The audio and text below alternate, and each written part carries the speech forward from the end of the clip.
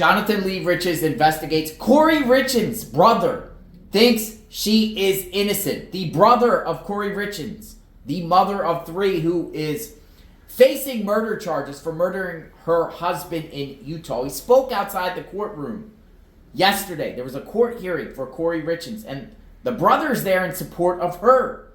Check it out. I'm Ronnie, Kouri's brother, here with the rest of our family, my sister-in-law, Mindy, my mother, DJ, my beautiful wife and sister. You can look at me too if that helps. Yeah, would that help if you give one person? Okay. Just getting really worried for Kouri, for her emotional state at this point. She is being isolated from talking to almost everyone. She's not being allowed to have visits right now. Getting really worried with the way that she's being treated in there. We're doing our best to keep her, her spirits up as much as we possibly can. But at this time, we're just hoping and praying that she's staying strong and that we get through this as quickly as we can. Can you talk about her relationship with her children?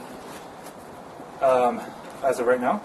Yeah, and in general too. As of right now, she gets 30-minute talks twice a week. Recently, they've been recording them for some reason, and that's about it. She misses her voice more than anything, and they miss her too. And being away from her, I think, is really taking a toll on her, or on them, excuse me. And it's becoming quite apparent. How difficult is it to sit in there and hear a lot of the allegations unfolding from the The allegations, they're hard to listen to, but at the same time, I know that they're just that. They're just allegations. They have nothing substantial on her at all. If and when this actually goes to trial, I have complete confidence that we have all of the proof to disprove everything that they're trying to claim. What do you have to say about the letter that the state's really going after? I think they're going after that pretty hard. I don't really have that much to say about it. From what Kouri explained to me, it was just a fictitious letter. I don't have a whole lot to really say about it. I think they're trying to harp on that quite a bit because it obviously makes her look bad, even though there's several explanations for it. She wasn't trying to convince you to say that you have this conversation with Eric? No, not at all. I've been outside of my mom and the closest one to their family, and trust me, I know everything that went on there. I don't need to be said or convinced to say anything that's not true. When did you first hear about the letter? I heard from it right after it got reported. One of the reporters in Park City called me and started asking me about it. Didn't know what he's talking about, and started looking into it right after that. But that one kind of took me by surprise. Him calling and not really understanding what was going on, and then obviously the phone started blowing up after that. So, Ronnie, why are you so certain that Kouri did not do this? Because I know my sister. My sister, she can't even squash a spider. She loved Eric. She loved her family more than anything. And I hate to say that, unfortunately, she's being painted in this light for really bad reasons, really selfish reasons. And so, we've got to get through that. Again, I know my sister very, very well, and anyone that actually knows her knows that she's just incapable of doing that. How would you describe her relationship with Eric? They're great. They've been married for a long time, had some ups and downs, like everyone that has been together for a long time, but, up until very recently, next to his, just before his passing, they're in the best spot that I'd ever seen him in. So, yeah, no, they were wonderful. She's studying the OSAT and wants to be an attorney?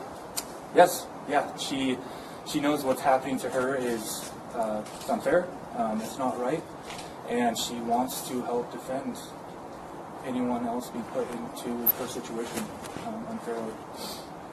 So if Kouri did not do this to Eric, how do you think Eric died with that fentanyl?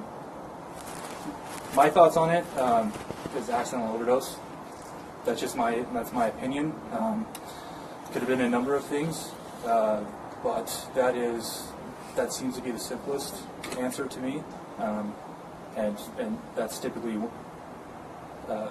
what the right one is. The simplest answer is typically the correct answer. Does that surprise you? Did you know that he allegedly was into that, or would want to take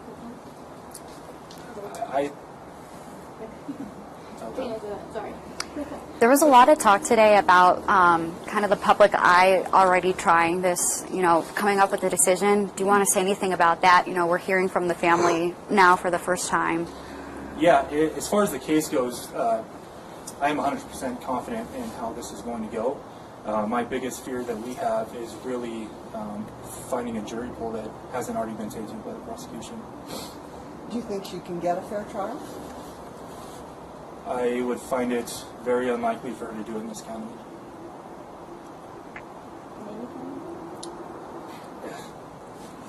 Maybe not.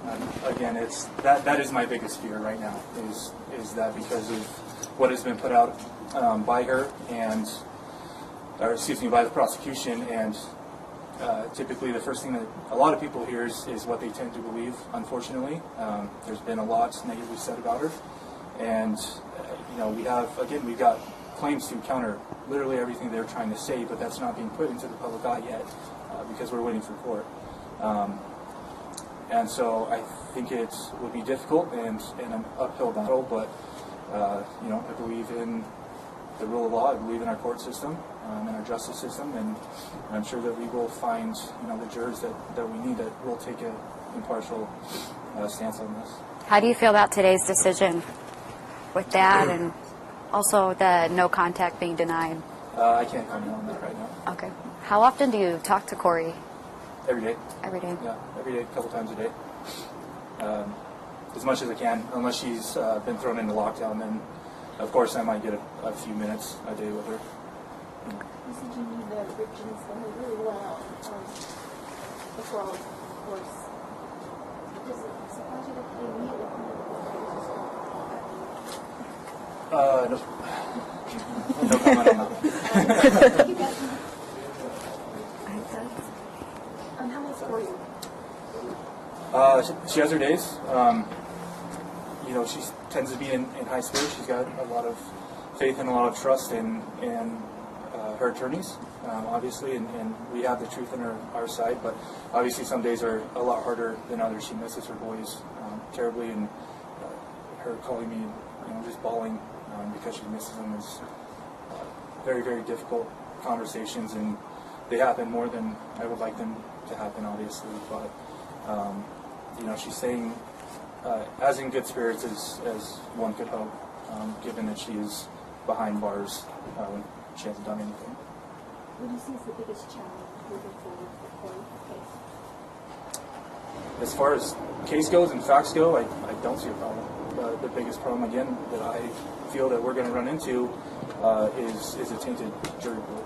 That is honestly my only worry as far as what they're going to try to bring forth as what they're going to call evidence versus the simplest explanations that we have. It just says how silly everything they're alleging is. What do you want people to know about Kouri? First of all, that she's innocent. She absolutely did not and could never do this. She's been a model citizen of Summit County, in Wasatch County as well. She's an amazing mother. She's an amazing wife. Great sister, obviously, to us.